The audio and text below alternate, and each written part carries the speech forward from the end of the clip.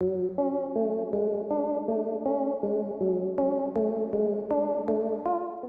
viewers, welcome back to another video of my YouTube channel. The first day of MotoGP was not incident free. During the final 15 minutes of the second MotoGP practice, Pol Espargaro had a crash at turn 10 at the same time as Miguel Oliveira.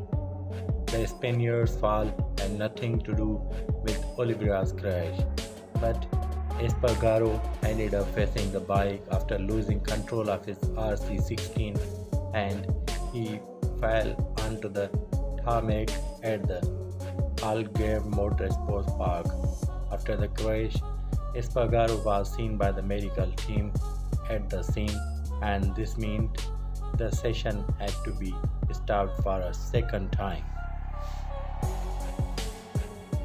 For further updates about the accident, stay connected with our YouTube channel. Thanks for watching.